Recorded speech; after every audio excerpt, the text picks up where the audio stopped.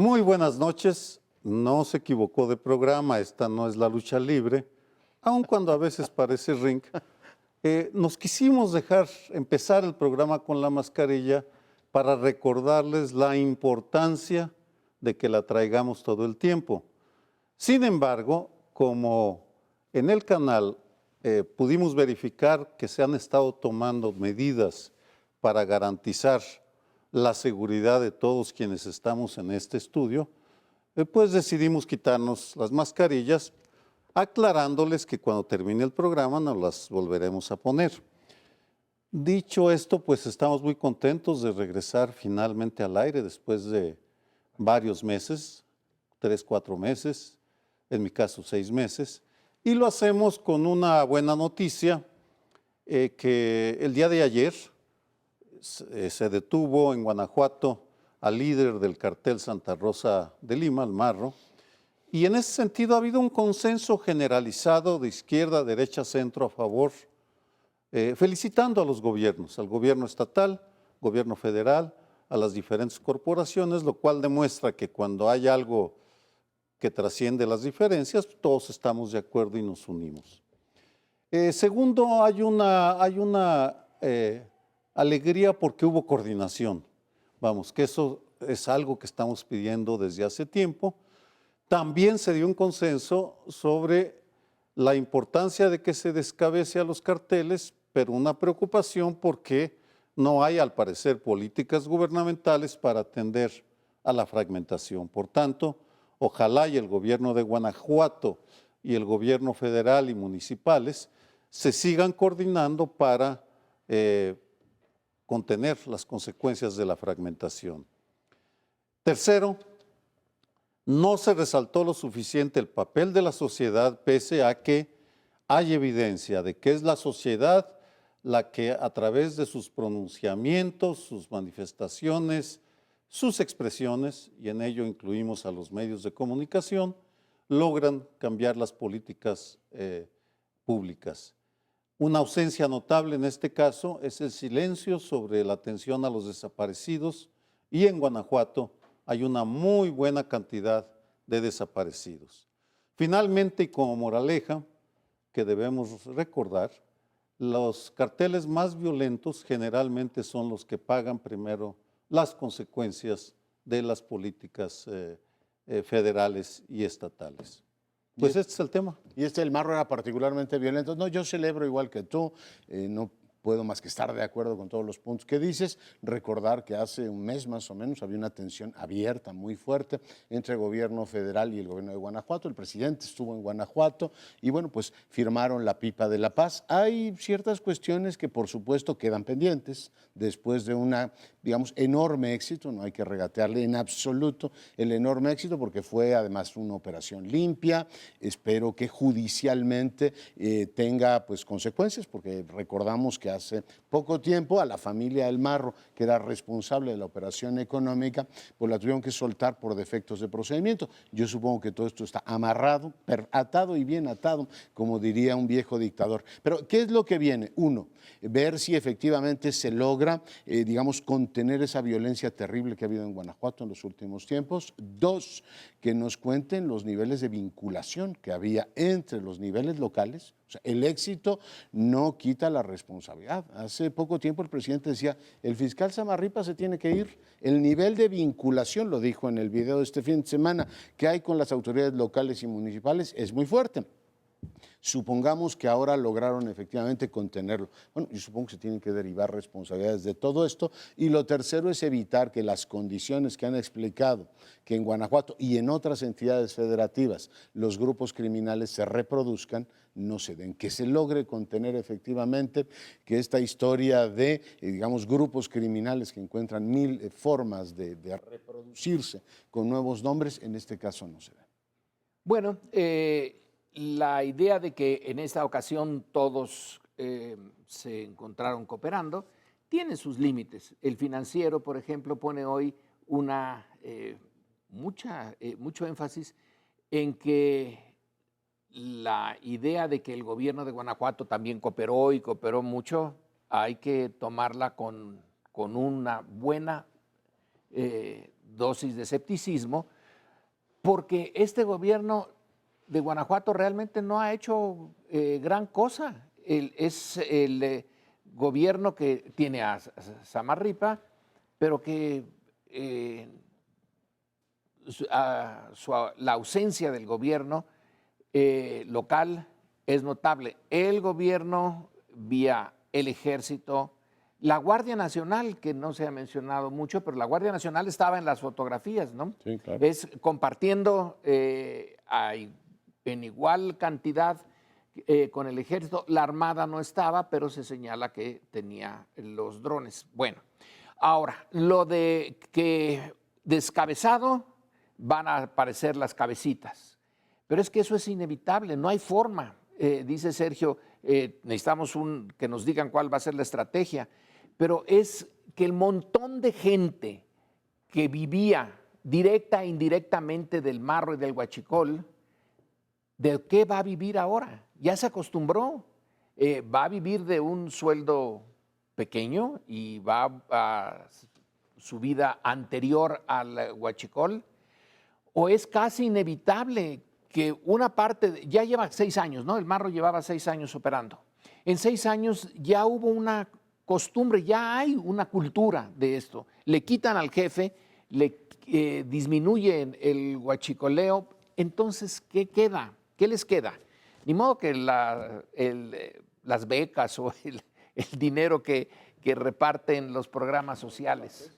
No es muy... Eso es que es casi imposible pedir que disminuya esto en la medida en que nosotros queremos. Es una descomposición social que va a tomar, me temo, mucho tiempo. Y finalmente, ¿por qué le dicen el marro? ¿Es por el martillo del marro o por ¿Tacaño? Tacaño? ¿Cuál de las dos? Es un misterio. Bueno, Por marro. Retomo esta preocupación, desde luego. Una cosa es que sí celebremos, qué bueno que se aplique la ley por principio a quienes la violan de esa manera, qué bueno que sufran un castigo quienes son responsables de homicidios, de torturas, en fin, de una cantidad de delitos. Qué bueno que se aplique la ley y que haya sanción. Pero desde hace mucho tiempo sabemos que la aplicación de la ley, en este caso del crimen organizado, donde se maneja muchísimo dinero, en realidad no es un disuasivo eficaz. En principio, la aplicación de la ley es un disuasivo para delitos ordinarios. En el crimen organizado parece que no, porque siguen las cosas básicamente igual, porque sigue mucha gente operando ahí, porque siguen los capos de distintos cárteles como si nada. Y ese es el problema. Y no es de ahora que lo planteamos, se plantea por lo menos desde Calderón, decir, se agarró al Chapo, se mató en algún momento, se murió Beltrán Leiva en Morelos. ¿Disminuyó la violencia? No, básicamente no. No es un elemento eficaz para ese propósito. Esto es eficaz para castigar a quienes incurren en esos delitos, pero no para disminuir la violencia ni para ser un disuasivo eficaz en que se continúe con el crimen organizado. E incluso a veces, no siempre, pero se ha visto que cuando descabezas un cártel se multiplica la violencia, se incrementa la violencia. ¿Por qué? Porque hay pleitos internos o le da la posibilidad a los rivales de tratar de sacar de la plaza o de acabar con ese cártel que está en un momento de debilidad, porque agarraron a su capo, a su cabeza, y entonces de pronto la violencia se incrementa. Yo tengo la impresión, no sé tú, Sergio, de que cuando se murió Beltrán Leiva en Morelos, es cuando la violencia se disparó.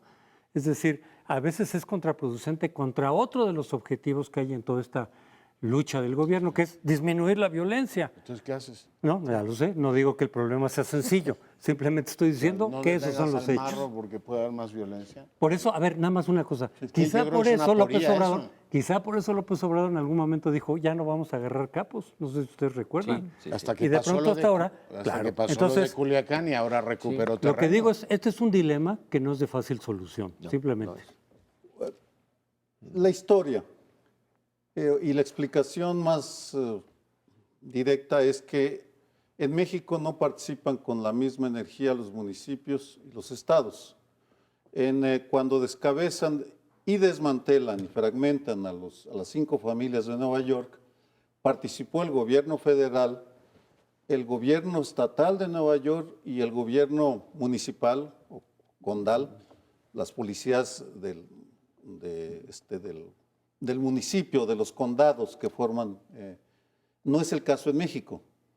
Por eso aquí vemos que llega el gobierno federal, descabeza, se retira, se reproducen y volvemos al mismo ciclo. Segundo, tu pregunta, vamos, si tampoco hay solución fácil al tema de la desigualdad. Eso tiene que ver con otras variables, pero está directamente ligado. El tema de los apodos. En los pueblos y en los barrios, los otros te ponen el apodo para reflejar tu personalidad. Es un arte, es un oficio. Hay gente muy buena para poner apodos y por tanto yo creo, mi interpretación, Lorenzo, es que le dicen el marro por violento, porque es como un martillo grandote que golpea. Y cuando uno lo escucha hablar en los videos que salieron, te das cuenta pues que su vocabulario no rebasa las 30, 40 palabras. Hay dos que menciona repetidamente, no las pronuncio porque me van a censurar. Y acabamos de regresar, imagínense que nos quiten el aire. Tapabocas. Y nuestra refinada educación. Y nuestra refinada educación, por supuesto. Pero esa, creo yo, es la explicación.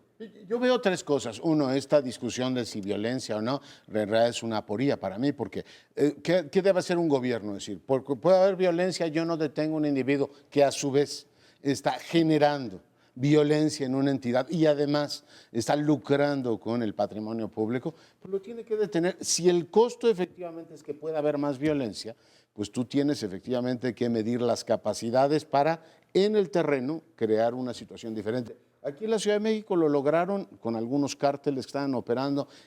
O sea, tú tienes la obligación de hacerlo a como dé lugar. La segunda, el tema económico. Pues la tesis presidencial es que con programas sociales les van a ir quitando base social.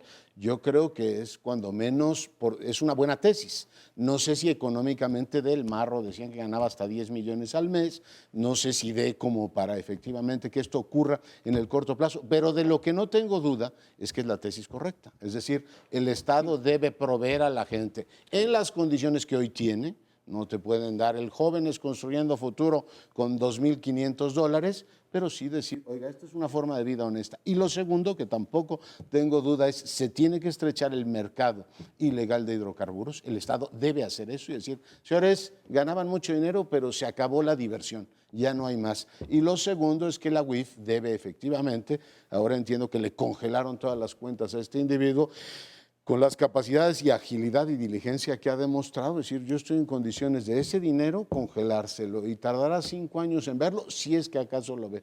Por tanto, pues sí, es duro, pero es mucho más duro permitir que en este caso estuvieran desafiando. Desde que entró esta administración, su primer elemento fue la lucha contra el huachicol y el marro era un desafío abierto al gobierno del López Obrador. Yo celebro que después del fracaso que supuso el Culiacanazo, ahora haya podido demostrar con las fuerzas federales que pueden hacer operativos limpios sin poner en riesgo la vida de nadie y en este caso, pues con los límites de la coordinación con Guanajuato, que ya vi también varios caricaturistas de la jornada diciendo que a ver cómo es que el gobernador de Guanajuato se pone esa medalla. Yo creo que cuando hay éxitos, el Estado debe ser lo suficientemente generoso y mandar el incentivo de que este fue un éxito de todos, porque es el camino por el que espero todos queremos que cooperen, ¿no? Sí, ya cada quien sabe de quién fue el éxito. Eso sí. Pero el punto que tratas, no se puede esperar una disminución de la violencia de inmediato, es de largo plazo. Y ese es el costo que tenemos que pagar ahora, el largo plazo, para irla viendo disminuir. Pero el corto plazo, Difícil. ese ya está perdido. Porque eso se descubrió, pues ya llevamos 14 años ya en esa estrategia básicamente, y había la expectativa de que con la aplicación estricta de la ley a los capos iba a disminuir la violencia y el crimen. Esa era la expectativa. Sí. Y ya hemos visto que no, o en todo caso, ojalá que sí sea, que en el largo plazo efectivamente eso dará resultados. Y no digo que no haya que aplicar la ley, digo simplemente el hecho es de que hasta ahorita no funciona para reducir la violencia. Nos vamos, regresamos. Bueno, y esta mañana el jefe del Estado firmó con los representantes de las televisoras públicas y privadas un convenio para que el ciclo escolar arranque vía televisión y se permite efectivamente a muchos niños que no tienen acceso a Internet poder seguir los contenidos educativos a través de la televisión. Yo creo que tenemos un desafío colosal para las familias, para los profesores, para las escuelas, precisamente con la experiencia inédita, garantizar que los chicos puedan seguir a través de la televisión los contenidos escolares. Bueno, pues ya por supuesto conoceremos los detalles de cómo se va a evaluar, cómo se van a entregar efectivamente los contenidos, pero pues plantea un desafío enorme, primero de convivencia, porque bueno, pues no todos los chicos de este país tienen las condiciones para en una habitación poder estar viendo en una televisora, la que sea, es decir, en un canal de televisión, los contenidos educativos, el seguimiento de los mismos. Por tanto, aquellos que tengan hogares mejor dotados estarán en mucho mejor condición de desahogar su educación. En fin, tenemos ahí también un ejemplo de que la pandemia, a pesar de todas las expresiones equívocas que se han usado a lo largo de estos meses, no se ha domado. El secretario de Educación, Esteban Moctezuma, dijo, hasta que no estemos en semáforo verde, no habrá posibilidades de que los chicos regresen. Y bueno, pues lo que hoy tenemos es una República Mexicana dividida entre estados que están en rojo y estados que están en color naranja. Y en la capital de la República, de donde transmitimos, la jefa de gobierno nos ha sacado 2 veces ya la tarjeta amarilla, recordándonos que el anaranjado está más cerca del rojo que del verde. Por tanto, son muchos, muchos meses los que la sociedad mexicana tendrá efectivamente que reinventar. Este es un tema que nos interpela absolutamente a todos, porque explica pues no solamente las desigualdades, sino la posibilidad de efectivamente dar a los chicos menos favorecidos una educación todavía de peor calidad de la que recibían. Por tanto, pues habrá que ver cómo colectivamente sacamos lo mejor de nosotros mismos, pero esto es un desafío tremendo y déjenme decir, para terminar, para mí una tragedia. En múltiples ocasiones las autoridades nos llamaron a que cooperativamente pues tratáramos de reprimir nuestras salidas, usar el tapabocas. Lamentablemente esto no tuvo éxito. Ayer vimos las entradas a la ciudad atestadas en la autopista México-Cuernavaca y hoy a los chicos les diremos que lamentablemente ellos van a tener que seguir a distancia por televisión su curso escolar. En fin, un desafío enorme que tiene estas dos vertientes, el desafío propiamente sociológico y la colaboración de las televisoras para hacer efectivamente esta, digamos, o abrir esta posibilidad. ¿Cómo lo ven? Bueno, las televisoras tienen una historia muy negra con nosotros. Esas televisoras abiertas, privadas, durante un tiempo fueron más bien un sistema de desincentivar la buena educación. Fueron culpables de un tipo de cultura popular que pudo haber sido mucho más rica, mucho más productiva que eso que alguna vez uno de los dirigentes de Televisa dijo, yo hago televisión para jodidos, pues porque están jodidos. Y ahora tratan, vamos a ver, de hacer algo positivo, por primera vez yo creo, en toda su historia. Los problemas que planteas no son nada más nuestros, son de todos. En Estados Unidos también ahorita está la discusión, pero a fondo, qué hacer con el ciclo escolar y la tragedia que se tiene. Quizá también ahí las clases sociales que están más favorecidas tienen mayores posibilidades, pero aquellos que tienen, bueno, algunos ya no tienen trabajo. Entonces, ¿cómo se van a quedar en su casa sin trabajo y con sus hijos? Puede que tengan más internet que nosotros, pero es una tragedia mundial y en Alemania vemos una manifestación pidiendo que ya no se pongan cubrebocas, que ya no se pongan obstáculos a la convivencia. Entonces, es un problema global. Quizá nosotros somos los que en esto de la televisión, pues alguna novedad estamos sacando en eso. Ojalá disminuya, que no va a compensar la ausencia del profesor y del alumno en el aula. Pues coincido contigo. Finalmente vemos un gesto concreto de las televisoras a favor de las mayorías. Y qué bueno, vamos a ver cómo resulta, porque siendo positivo, me parece que es una decisión tomada a la desesperada, porque no funcionó, no funcionaron, no han funcionado las medidas que se tomaron, la epidemia está descontrolada, nos guste o no, no sabemos exactamente a quién creerle ya, yo al menos ya no tengo referentes claros en México de a quién escuchar. Sí, a Claudia Sheinbaum en la Ciudad de México, a López-Gatell en la misma Ciudad de México, pero hablando desde otro podio.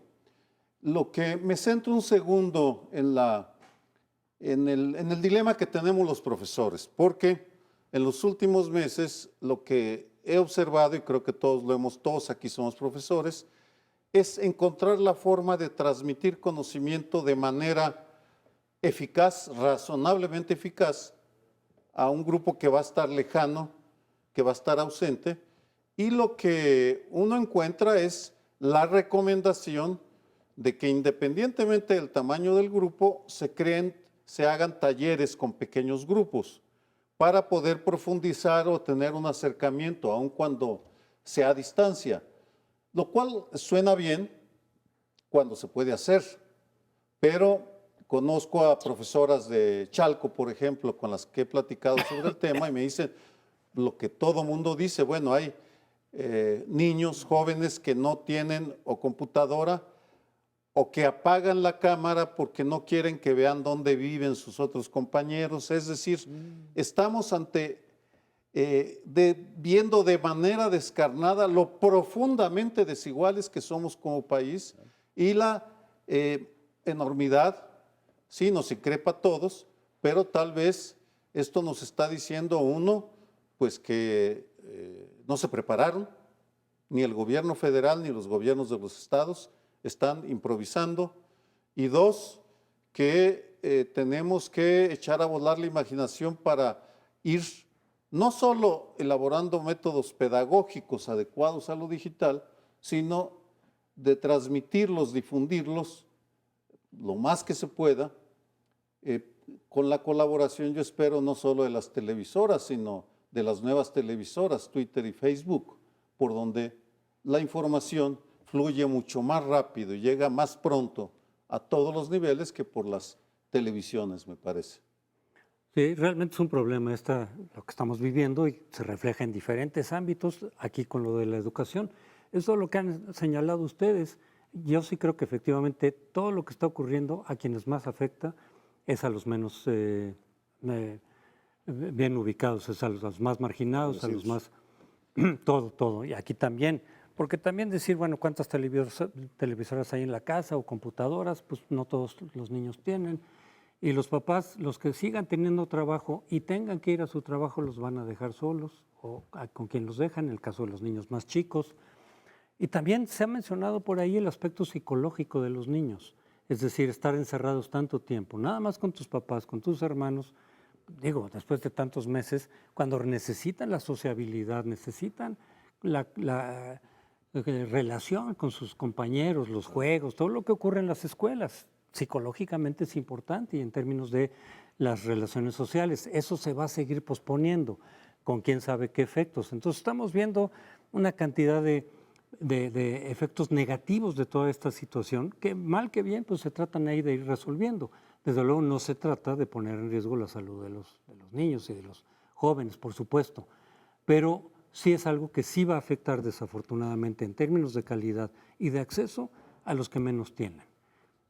Espero que haya algún tipo de compensación y de facilidad para esos sectores, pero en principio sí es algo que les afecta más a ellos que a los sectores que tienen más Porque recursos. no tienen acceso a los contenidos, no tienen un espacio donde aprender, donde desahogar sus tareas. Digo, ahí me queda claro. Pero lo grave, siendo cierto que esto es un fenómeno global, es una tragedia que la humanidad completa está viviendo, es que cada gobierno tendrá que plantear respuestas específicas a lo que está ocurriendo en su contexto. Y esto pues les pega a una generación. Digo, nosotros podemos desahogar buena parte de nuestra actividad en Zoom, atender a nuestros estudiantes de manera directa, pero aquí estamos hablando de chicos de 6 años que llevan 4 meses recluidos y les dicen en condiciones de familias monoparentales, donde la mujer tiene que trabajar para proveer todo esto, además garantizar que el niño esté viendo la televisión y pueda funcionar. Yo creo que o dan un tipo de acompañamiento específico, que supongo que está relacionado con infraestructura. Yo no sé cómo lo van a resolver,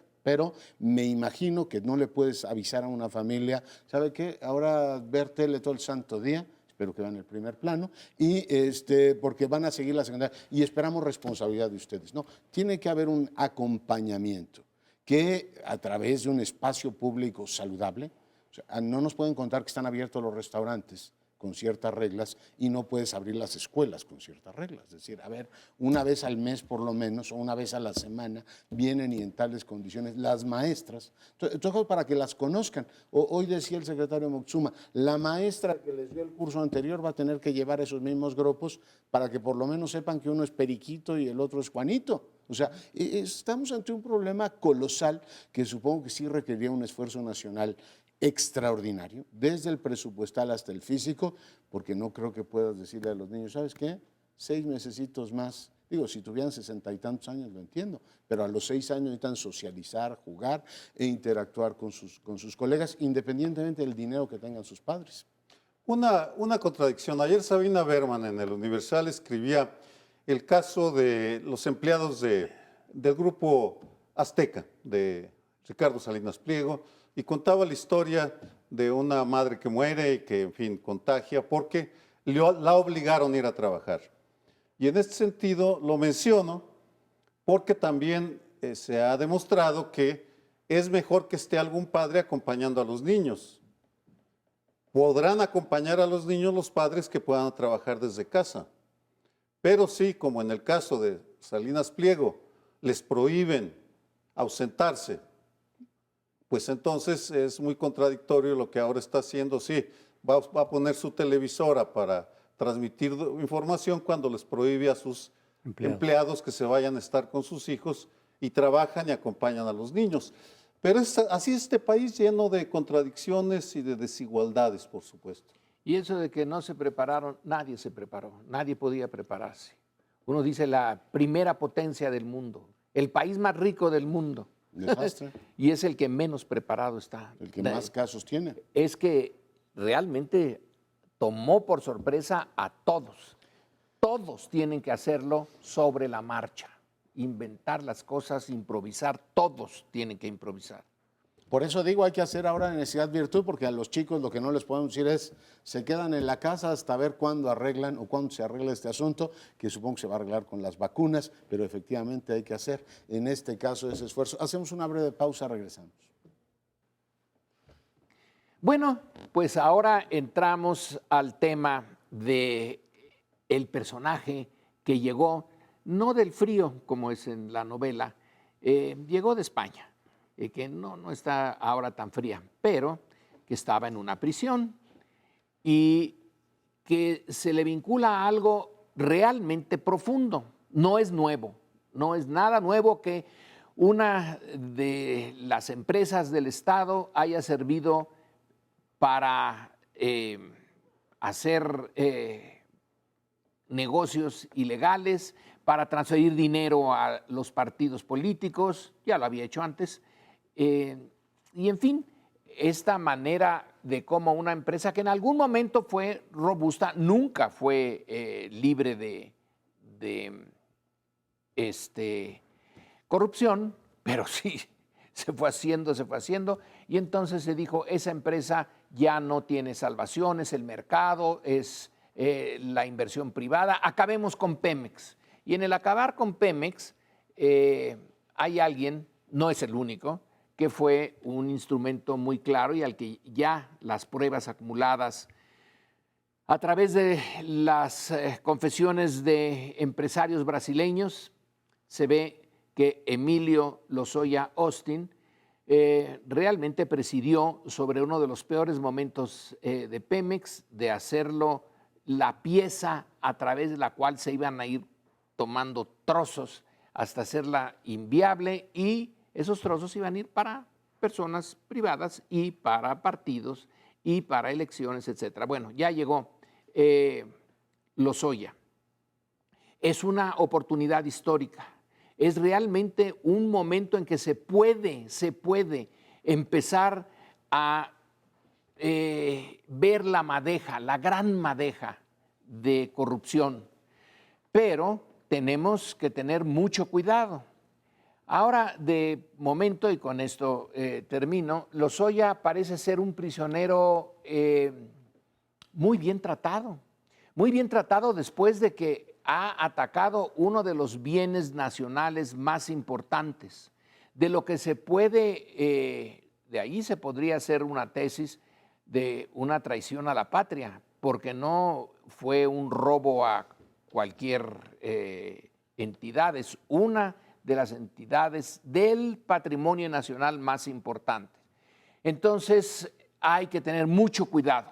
Y el problema para nosotros empieza con la fórmula con la cual se le está juzgando, que se le juzgue por asociación delictuosa y no por crimen organizado. El crimen organizado tiene mayores consecuencias, mayores castigos, y el otro es más benigno. Debió de haber sido al revés, se le debió de haber acusado por el más alto para ir, en caso de que dé la información que se requiere, que sí se requiere, entonces irle bajando la calidad de su acusación y de su castigo. Pero no, empezamos con que se le trató muy bien y hay ciertas dudas en la sociedad sobre ese trato tan benigno a Lozoya. Ahí está el tema. Oye, Lorenzo, te escuché hoy en la mañana decir que atribuir este trato privilegiado a ese sentimiento de pertenencia a la élite, vamos, que entre quienes gobiernan se tratan bien, y te referías al caso de México. Yo creo que es universal, era un pequeño acotamiento, porque cuando la tortura era permitida antes de la Revolución, o era legítima antes de la Revolución Francesa, los nobles y los reyes no los torturaban, simplemente los descabezaban, pero de una manera rápida para que no sufrieran. Y en este caso, a Lozoya, vamos, enumero, lo traen en jet privado, no en vuelo comercial, en clase turista y al final del pasillo, no, en jet privado que compró el viejo régimen, vamos, el secretario Murillo Karam, que era procurador general de la República. Cuando llega al aeropuerto, no lo llevan a la cárcel a declarar, sino lo trasladan a una suite de lujo, el del hospital más caro de la Ciudad de México, o de los más caros, sin aclararnos si fue la fiscalía, es decir, Gers Manero, quien pagó la cuenta. Supongo que sí, porque es huésped del Estado, por tanto no tiene por qué pagar. Huésped. Tercero, no tuvo que ir a firmar al juzgado, sino que lo hizo de manera digital para no molestarse. Y finalmente se fue a su casa con una pulsera que imagino la acolcharon con terciopelo para que no le lastime los tobillos de blanca. O sea, los de cuello blanco merecen sábanas blancas de lino, es lo que quiere decir. Y de seda. ¿Y Rosario Robles por qué no recibió ese trato? Porque Rosario Robles traicionó a la 4T, mientras que Emilio Lozoya va a traicionar a la clase o sea, priista. ¿es peor traicionar a la 4T que a la patria? No, es simplemente una explicación para mí. El dilema que se nos presenta, y con esto termino, es, uno entiende que para castigar a la red de corrupción del peñanietismo, pues se le den tantas concesiones, pero creo que se les pasó la mano de manera deliberada. Están cometiendo un error gravísimo, tanto el presidente como el fiscal, al tratarlo como si fuera, pues no sé qué, invitado especial. Invitado especial de la Fiscalía. Pues yo creo que se optó por la vía política más que jurídica, ¿no? Tardó 10 días en comparación ante el juez, 10 días, ¿eh? Y bueno, pues obviamente uno dice, oiga, a los pobres el INSABI y a los enemigos de Pemex, entonces el hospital privado, entonces, oiga, poco serio. Además, lo que vale ese hospital, decía uno, va a salir más caro la factura del hospital que el soborno que recibió Lozoya, incluido el viaje. En fin, me parece un conjunto de despropósitos, igual que que no se haya visto efectivamente, esto es responsabilidad del Poder Judicial, el interrogatorio, es decir, es por mantenerlo a sana distancia, y bueno, vía Zoom no nos pudimos haber enterado, nos tuvieron a golpe de WhatsApp informando de lo que ellos quisieron. Evidentemente no hay transparencia y evidentemente pues tampoco hay un debido proceso. El presidente nos fue contando, igual que lo hizo Reforma y Proceso, más sobre el caso que la propia autoridad.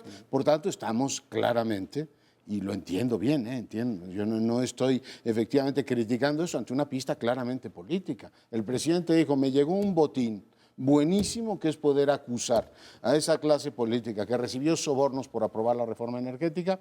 Me sigo preguntando por qué les tenían que dar un soborno si estaban a favor, cuando los sobornos están institucionalizados aún hoy a través del dinero que reciben las coordinaciones de los partidos políticos en las cámaras. O sea, ahí hay una cantidad de dinero que los coordinadores pueden disponer tranquilamente. Ahora se está hablando de millones de pesos para comprar votos y efectivamente pasar de un partido a otro. No me detendré demasiado en eso, tampoco me escandaliza, pero si se supone que la corrupción ya se acabó en este país, el presidente ha sacado varias veces ¿cómo se llama?, el pañuelo blanco, pues uno se preguntaría, pero nos van a contar la historia completa. O sea, entiendo que vaya por la vía política y no haya voluntad de lastimar este pacto con Peña Nieto, al que casualmente mencionan cada vez menos. Inmediatamente dijeron, no lo estamos investigando a él.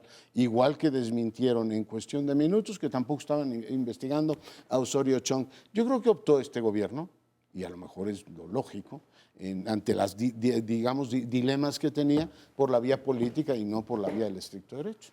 Pero yo no estoy de acuerdo en que eso quede sola en la parte política. Es natural en cualquier parte del mundo que un gobierno que aplica la ley y que castiga la corrupción obtenga un beneficio político. Es normal y que lo busque de alguna forma. En eso no hay ningún problema. Pero si él lleva el caso de manera política, te va a entorpecer o eventualmente te va a frustrar la aplicación estricta, digamos, de la ley para que se sienten precedentes, para que no sea solo selectivo, para que no sea solo contra los opositores, etcétera. Entonces ahí sí creo que hay un problema, porque ahorita la expectativa, como lo has dicho Lorenzo, la oportunidad es enorme para marcar una diferencia, sí, para que sea realmente un cambio de lo que hemos visto hasta ahora. Hasta ahorita los casos de corrupción castigados que tenemos desde los gobiernos del PRI eran con un uso político, era restrictivo, era selectivo, era solo algunos, casi siempre enemigos del presidente en turno. ¿Y en qué benefició eso para de veras combatir la corrupción o disuadirla? En nada. ¿Por qué? Porque no se combatía seriamente la impunidad. Entonces, aquí se justificaría, en principio, todos esos beneficios que se le dan a los Lozoya, aunque ciertamente se les está pasando la mano, pero la lógica ahí es, nosotros te bajamos, digamos, de castigo, de pena, del trato, si nos dan los elementos para irnos más arriba, solo así. Si va a ser solamente material para irnos contra los opositores de cara a la elección del año que viene, no vale la pena. La ganancia será para el partido en el poder, si acaso para el presidente, pero no para el país. Entonces ahí es donde sí se puede cuestionar que si tienes el dilema entre la aplicación estricta de la justicia, que marque un precedente y un cambio histórico, o solamente la rentabilidad político-electoral, pues no, eso no se puede aceptar, que sea lo segundo solamente. La situación está todavía, la moneda está en el aire. Se está jugando mucho en esto el gobierno de Andrés Manuel. Tiene que darnos el resultado final de acuerdo a las expectativas que tenemos. Así que por ahorita se les pasó la mano en tratarlo bien, pero si sale lo que despepita, lo que tiene que despepitar, buen despepitador será Andrés Manuel. Pero estamos en un punto intermedio, por eso es mi reacción y la de muchos otros. No se les vaya a venir abajo, porque la sociedad tiene muchas expectativas. Y sobre eso de la tortura a los nobles, nada más pregúntale a algunos de los que Isabel I mandó torturar, mandó crear torturas especiales para unos nobles, especiales que nunca se habían hecho en la corte de Inglaterra. Vámonos, ahora peor para algunos de los nobles, pero no pido torturas especiales para esto, pero sí un mínimo de que si al marro lo tratan de una manera y al del Atlas le ponen Cruz Azul, ¿no? el Atlas, el Cruz Azul, le ponen crimen organizado y a Lozoya no. Yo nada más diría que también cuiden mucho que se supone que la Fiscalía es autónoma. O sea, que no solamente desde Palacio Nacional se articula la estrategia y que también el Poder Judicial es autónomo. Yo creo que por eso la lucha anticorrupción deberían pensar en una CICIG para México. O sea, Bueno. no dejar en manos solamente del gobierno eso. Nos vamos, espérenos un momentito y regresamos. Y en la lucha contra la pandemia han habido desencuentros naturales entre el gobierno federal, el encargado de llevar a cabo la estrategia, de comunicarla, que es el doctor López-Gatell, con gobernadores. ¿Por qué? Pues porque a veces muchos gobernadores no están de acuerdo con las estrategias, con los tiempos, con las medidas específicas que surgen desde el gobierno federal. Dicen, oigan, no, no es el tiempo adecuado, o hay que adelantarlo, o no hay que abrir todavía la economía, o hay que usar cubrebocas, por ejemplo. Hay que hacerlo, hay que insistir, hay que hacerlo incluso obligatorio para ciertos lugares, etcétera, y pues van por vías distintas. Entonces los gobernadores de pronto se han quejado, también a veces de falta de ayuda para enfrentar, digamos, la cuestión médica, de salud, de medicamentos, etcétera, pero sobre todo en la cosa de las estrategias. Y esta tensión natural se intensificó cuando López-Gatell dijo, pues se tienen que tomar ciertas directrices del gobierno federal y sí, por lo menos lo sugirió, pero muchos lo entendieron como que había mucha claridad. Si se van por otro lado, puede haber penas administrativas e incluso penales. Y ahí saltaron los gobernadores y dijeron, bueno, pues ¿qué se trata? Entonces tenemos que obedecer ciegamente, aunque nosotros consideremos, a partir de nuestras facultades, que tus medidas no son las adecuadas, por lo menos para nuestro Estado, para no meterse con todo el país. Pero en nuestro Estado se requieren de otras medidas distintas. Y nos estás amenazando con incluso penas, sanciones penales. Bueno, y entonces dijeron que ya, que López-Gatell ha fracasado, que no está llevando bien las cosas y que tendría que renunciar. Algo a lo que se han sumado también pues algunos grupos, sobre todo de los partidos opositores.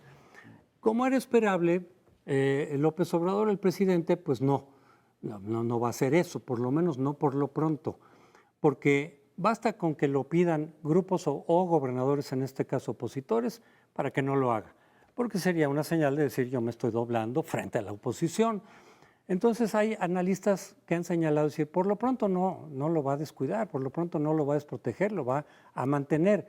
Si las cosas se complican más adelante, puede que sea utilizado como un fusible, ahí sí, que ahorita asuma toda la responsabilidad López-Gatell de lo que está pasando, de las medidas, y si esto se sigue descontrolando y en algunos meses ya el número de contagios y de muertes ya es verdaderamente escandaloso, a lo mejor, es una hipótesis por supuesto, ¿no? Igual y no funciona así, pero muchos consideran, entonces sí podría utilizarlo como fusible, decir, bueno, pues es que no manejó bien las cosas, pero es su responsabilidad, no la del presidente. Pero para mí el problema no es López-Gatell, pues López-Gatell es una parte técnica del Estado. Si el Estado asume que él preside el Consejo de Salubridad, pues él tiene plenos poderes para determinar qué se hace y qué no se hace. El tema es que un día digan una cosa y otra. Empezaron con el tema de que los semáforos los iban a manejar los gobernadores, después se iban quincenalmente, después regresamos con que no, como ha subido el número de muertos, que no sé cuál sea el umbral a partir del cual digas que ya es un desastre, estamos acercándonos a 50,000, lo cual es, por supuesto, muy preocupante para todos. Tú dirás, bueno, pues tú tienes un subsecretario que tiene una parte técnica. Para mí el gran asunto es que no hay un secretario de salud. O sea, el secretario que lleve no solamente la parte técnica, sino la parte de coordinación política, que ahora está supliendo ahí la secretaria de Gobernación ese tema, decir, oye, estos señores, aunque te enojes, López-Gatell, fueron electos por la gente y son responsables territoriales de cada una de sus entidades. Y por tanto, mal que nos pese, y aunque no tengan razón y sean demagogos y de otros partidos, tu obligación es coordinarte con ellos, igual que hablábamos con el tema de seguridad. Por tanto, para mí lo que está faltando ahí no es si el presidente apoya o no a López-Gatell. Hugo aguanta, el pueblo se levanta, le dijo el otro día, ¿no? Es que haya un secretario de salud que para todo efecto práctico está borrado, que diga, oiga, la función política de concertar con las partes, porque tenemos una emergencia nacional, es la que yo estoy echando en falta. Los subsecretarios tienen competencia técnica y él dirá, mi función es ver que haya, incluso lo ha hecho con pleitos abiertos con sectores económicos, mi función es ver que haya menos muertos, y los gobernadores te dirán, pues sí, pero la mía es administrar las dos cosas. En fin, yo creo que el problema está ahí, no en López-Gatell. Otro problema es que cualquier tema peliagudo se convierte en un área de conflicto, sea el que sea la salud, sea el que entre el ejército o la armada, en este caso, a los puertos, cualquier cosa. No hay límite. Todo lo que pueda ser usado para la confrontación va a ser empleado a fondo. Que los gobernadores, en más de un sentido, son una nulidad. Vaya que sí son gobernadores malos, y que se pongan ahora a decir que les están interfiriendo con sus magníficas políticas de salud, pues a ver quién se los cree. Pero el tema de la salud podía haber pasado a otro tema, va a ser todo el sexenio de pleitos en ese sentido. No hay nada novedoso en que los gobernadores tomen ese, luego pueden tomar el tema de la seguridad, pueden tomar el tema de la educación, pueden tomar lo que sea. El chiste es echar su presencia y su fuerza en lo que es realmente el centro de la vida política mexicana, la lucha de la 4T contra sus muy numerosos adversarios, y ahorita está en la pandemia. Tenía que venir así. Yo no le veo ninguna posibilidad de que fuera de otra manera. Yo creo, Lorenzo, se contradice con el primer bloque, con el caso del Marro, porque ahí no hubo confrontación, ahí hubo un aplauso unánime a las políticas del gobierno federal, porque los que criticamos la manera como manejaron el Culiacanazo en octubre del 19, la liberación de Ovidio Guzmán, pues ahora aplaudimos la manera como lo hicieron, y impecable. Ahí también, Sergio, porque el hecho de que los gobernadores hayan luego inmediatamente salido a felicitar al gobernador de Guanajuato, Sí. tenía el clarísimo objetivo de decir, el gobierno federal aquí, miren, jugó un papel secundario. Es que cualquier cosa. Pero en los medios de comunicación, la unanimidad se inclina por aplaudir al gobierno federal, Las porque fotos no son nos las creemos fuerzas federales. la participación del gobierno de Guanajuato, dado la ineficiencia que ha mostrado durante el pasado. Pero en fin, lo menciono porque independientemente del estilo, sí hubo unanimidad. Lo que sucede con el tema de la pandemia es que hay un estado de confusión permanente. Ese es para mí es el problema de fondo, y que no tenemos un referente informativo que nos oriente, porque el gobierno federal, que debería darnos esa orientación, pues va cambiando de opinión.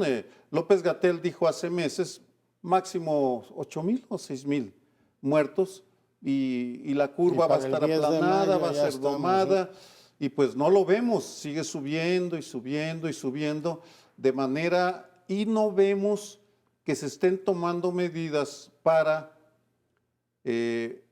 poner criterios claros. Y me podrás decir con toda razón, Estados Unidos es lo mismo, Brasil es lo mismo, pero Inglaterra. pero hay otros países en los que sí hay criterios objetivos, y hay organismos que te ponen te dan cierta confianza de que las cifras son confiables. Aquí estamos sujetos a la opinión de cada quien, y tú te encuentras cada día 50, 100 expertos con quienes hablas. Todo el mundo tiene una fórmula que a favor o en contra, pero no sabemos en dónde estamos parados, ni en qué momento va a terminar, ni qué soluciones se van a poner. Pues a este paso necesitamos una CICIG sanitaria o una consulta. ¿Por qué no hacemos una consulta? ¿A quién le cree a López-Gatell? Vamos. Igual que el Tren Maya, igual que el aeropuerto, pues tampoco es una solución porque es algo técnico, desafortunadamente. Yo creo, francamente, que lo que tendría que decir el gobierno federal es si quiere conducir la política de salud, que lo haga, como decidió hacerlo en Guanajuato. Lo que no puedes es un día, cuando hay bronca, decir, tú manejas tu semáforo y después, no, ahora yo soy la autoridad federal y como tú eres visiblemente incompetente, que lo son, después cambiar de opinión. Si quieren federalizar la Constitución, dice, hay emergencia sanitaria y son la principal autoridad. Asumen la responsabilidad completa. Lo que no pueden es ser centralistas y federalistas según venga efectivamente la emergencia no da para que se estén peleando por eso. Son muchos muertos. De lo que se ha acusado a López-Gatell, creo que ha dado elementos para eso, algunos por lo menos, es de utilizar criterios más políticos para quedar bien con el presidente, de acuerdo a la agenda y a la lógica del presidente, que realmente decir, no, señor presidente, por aquí no va, es esto, ni modo. Se le ha acusado de eso, lo cual no quiere decir que los gobernadores estén haciendo bien las cosas. Habrá que ver también cada gobernador qué ha hecho, si ha tomado las medidas adecuadas o no, qué resultados ha tenido en su propio estado. Yo, por ejemplo, reconozco a Claudia Sheinbaum que ha tomado un camino en este tema distinto. Claro. Ha dicho, no, espérense, yo voy por otro lado. Ha insistido, por ejemplo, en el uso de cubrebocas, mucho más que López-Gatell y que el gobierno federal. Entonces, creo que también hay que evaluar a cada uno de los gobernadores para ver qué medidas están tomando y qué resultados están obteniendo, porque no necesariamente lo están haciendo bien. En fin, se nos acaba el tiempo y los esperamos la próxima semana aquí en Primer Plano.